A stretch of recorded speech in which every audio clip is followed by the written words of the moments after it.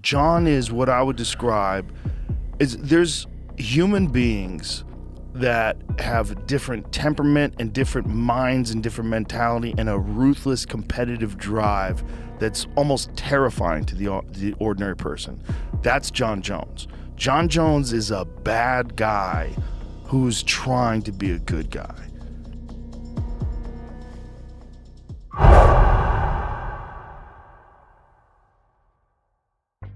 Jon Jones's career and reputation have been plagued by controversy both in and out of the octagon for quite some time.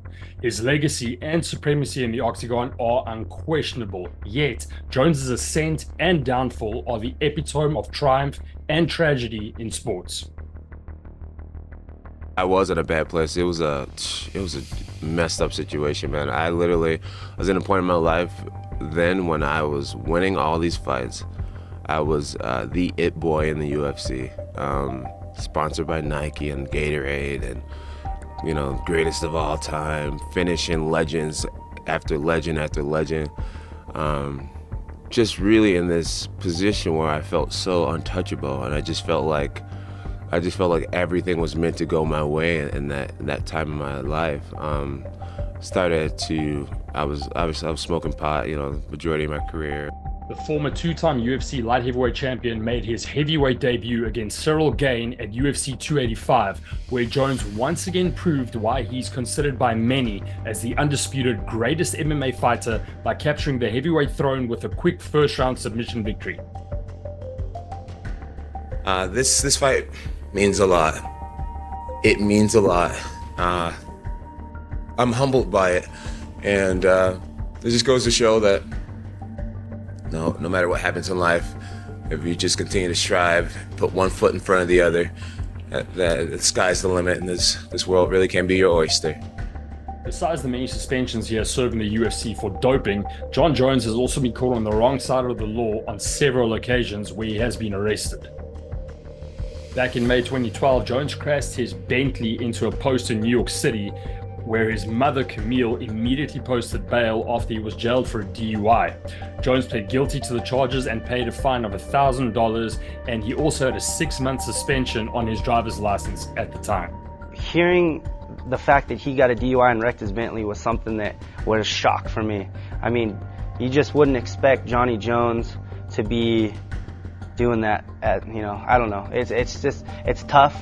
You got to be smart. Obviously, a lot of athletes, a lot of people like to go out and have some fun, especially after a fight. You'll have a few beers, but you just got to be smart about it, man. You can't be driving. You can't, be doing stupid stuff like that. And especially someone that is the champ and someone that people look up to, there's tons of little kids that look up to him. And, to see and hear that kind of stuff is just probably heartbreaking for a lot of those people. And, I think you just got to be smart when you're doing stuff like that. In the lead up to UFC 178, Jon Jones and Daniel Cormier were involved in an altercation during fight week media obligations. The two needed to be separated and receive punishment from the Nevada State Athletic Commission, and Jones was fined $50,000 and was sentenced to 40 hours of community service.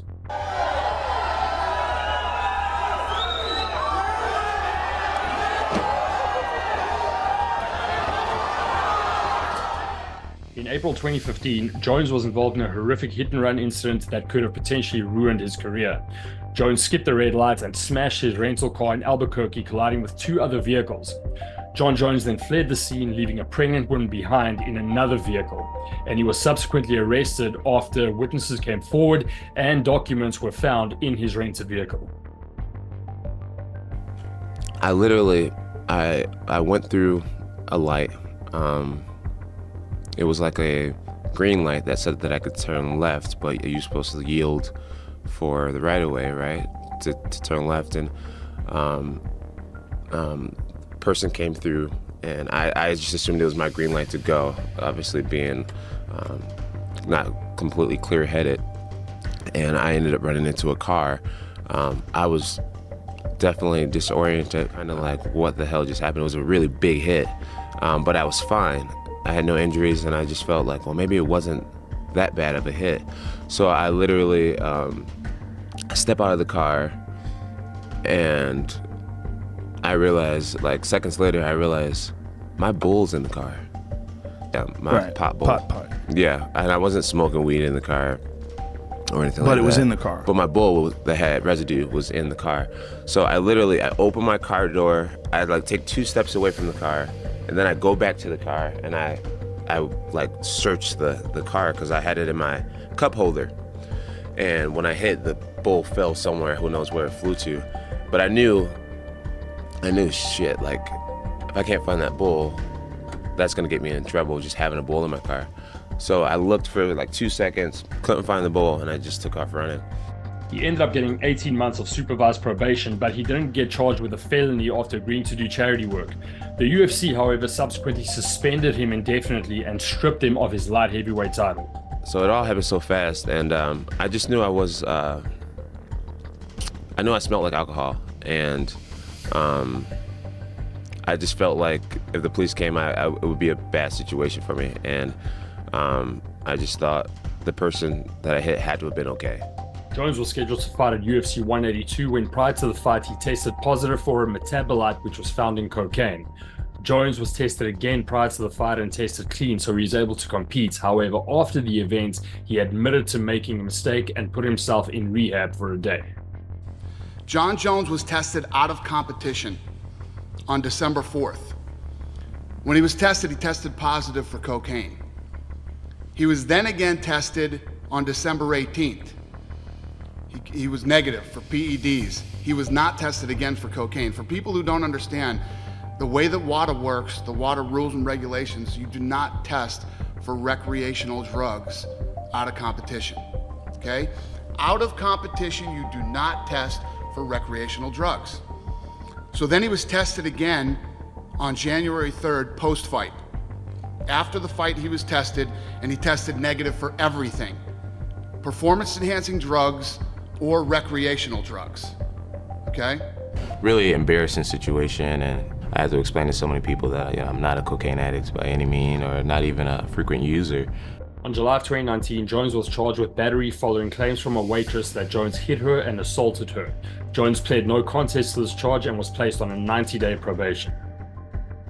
This woman told police she was afraid of pressing charges because she believed everyone wanted to protect the famous fighter. John put his arm around me or something, pretty tight, and I was like, oh, you're gonna put me in a chokehold. The woman tells officers Jones was drunk and continued to be physical with her after she got out of the reported chokehold. I got out of the thing, and then as soon as I did that, he just picked me up and flipped me over or whatever, and then just kind of started roughhousing with me. But she says just as she escaped his hold on her, The issue is that when he put me back down over by the bar, he smacked my the woman gets emotional while describing what happened. The whole situation is so complicated, I'm not even really sure what to say, and this person gets away with everything. She even claims Jones was breaking show club rules. At one point, he had me sit on his lap and stuff, and then he pulled me on his lap, and when I was sitting on his lap, he started kissing on my neck and all. They're not supposed to do that. As officers explained to the woman, Jones could be charged with battery. Jones was also arrested in March of 2020 for an aggravated DWI offense, and in addition to shooting a pistol under the influence of alcohol, he also lacked insurance documentation. Jon Bones Jones has pleaded guilty to his latest DWI. Officers responded last week to a call about gunshots downtown. They say they found Jones drunk in his car with a gun in an open container. Jones has a previous DWI in New York from 2012. He was also charged for a hit and run involving a pregnant woman in 2015 and for battery last year for an incident with a waitress at TD's. Jones will spend 4 days in the community custody program and 1 year on supervised probation. Other charges like negligent use of a deadly weapon and the open container will be dropped. Jones was also arrested in September of 2021 for criminal battery and domestic violence, as his fiancée, Jessie Moses, had contacted the police saying that Jones physically abused her. When cops arrived at the scene, they found blood on her clothing and wounds to her nose and mouth. Jones tweeted in 2022 that Moses had broken up with him after over 2 decades of dating.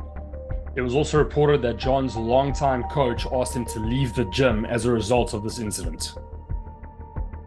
I'm very disappointed. It's tough, The hardest part was when you hear that his daughter said you got to call the police officers. You know what? It's just tough because from my standing, it's I got 3 daughters. You know, I have a wife, 3 daughters, a mom. I teach women's self-defense called Smart Girl Self-Defense. And it just makes it hard, you know, when he keeps getting in trouble. But I just had a conversation with him. I said, John, here's the deal, man. You're like my little brother. You have to stop drinking and fix these things for a certain period of time until you can come back to the gym. So at the moment, he's out of the gym. He's not allowed to come in the gym because I feel that, I don't know, I feel I had to do that because ignoring it and expecting different results, you know, as they say, is insanity. He's got a lot of yes people around him that won't tell him the truth. We are learning more about the domestic violence arrest of MMA fighter Jon Jones. Jones was arrested in Las Vegas Friday morning, just hours after being inducted into the UFC Hall of Fame. According to the criminal complaint, the incident involved Jones' longtime girlfriend, whom he shares 3 children with. Lobby staff at Caesars Palace reports that she was bleeding from the nose and lip and stated she was scared to return to the room if Jones was there. All she would tell police is that Jones had been out drinking with friends and when he returned to the room was upset. But she says he didn't hit her. Police, however, documented her clothes had blood on them. Jones is charged with domestic battery and tampering with a vehicle for allegedly headbutting a police car, leaving a dent after being arrested.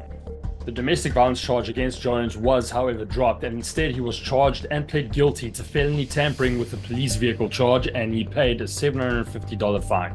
The other officers, I hate you. I hate you. No, please don't. In April of 2023, it was reported that Jon Jones was involved in an incident with someone looking to collect a sample from him for UFC's new anti-doping program.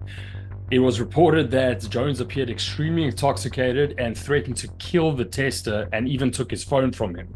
Well, UFC World Heavyweight Champion Jon Bones Jones has pleaded not guilty to charges stemming from an incident at one of his Albuquerque homes. Jones is accused of threatening to kill a woman who showed up to his northeast Albuquerque home to conduct a drug test on the MMA fighter. The woman and her co-worker arrived to Jones' home back on March 30th around 4 in the afternoon. She said Jones appeared drunk, got agitated, threatened to kill her and her co-worker, then took her phone, which she later took back. Her co-worker did not want to talk with police or press charges, saying he gave his statement to his boss in the UFC. Jones told police that the worker got mad that he cussed at her and then made up the story. He's charged with assault and interference with communications. Judge Brittany Maldonado released him on his own recognizance. Jones has been arrested at least 5 times since 2012.